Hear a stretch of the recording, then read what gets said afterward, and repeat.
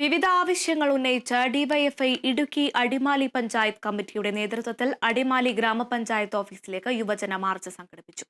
സമരം ഡിവൈഎഫ്ഐ ജില്ലാ joint secretary തേജസ് K Jose ഉദ്ഘാടനം ചെയ്തു. പഞ്ചായത്ത് ഓഫീസിന് മുൻപിൽ പോലീസ് മാർച്ച് തടഞ്ഞു.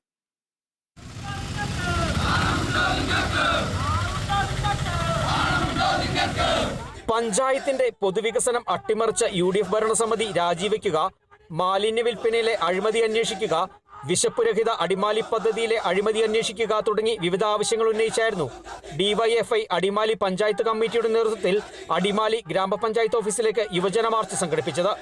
പ്രകടനമായി എത്തിയ ഡിവൈഎഫ്ഐ പ്രവർത്തകരെ പഞ്ചായത്ത് കാര്യാലയത്തിന് മുമ്പിൽ പോലീസ് തടഞ്ഞു.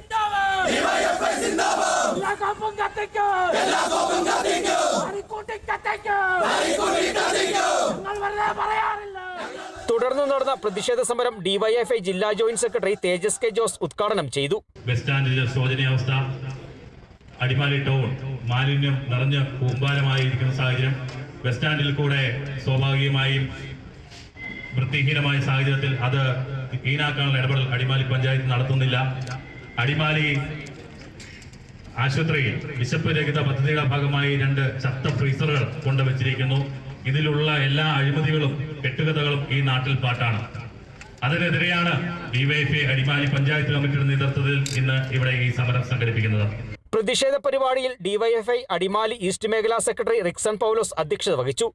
ഡിവൈഎഫ്ഐ ജില്ലാ president S. Sudheesh, Adimali block secretary CS. Sudheesh, Shamnas Pulikkal, Nikhil Shajan, Ajith Joy, Jaison Jose, Deepu MR, Ratheesh Alex Varghese, Mithran Mathew എന്നിവർ സംബന്ധിച്ചു. വിവിധ ആവശ്യങ്ങൾ ഉന്നയിച്ച് CITUവും ഇന്നലെ അടിമാലി ഗ്രാമപഞ്ചായത്ത് ഓഫീസിലേക്ക് പ്രതിഷേധ മാർച്ച് നടത്തിയിരുന്നു. Kerala vision news, Idukki.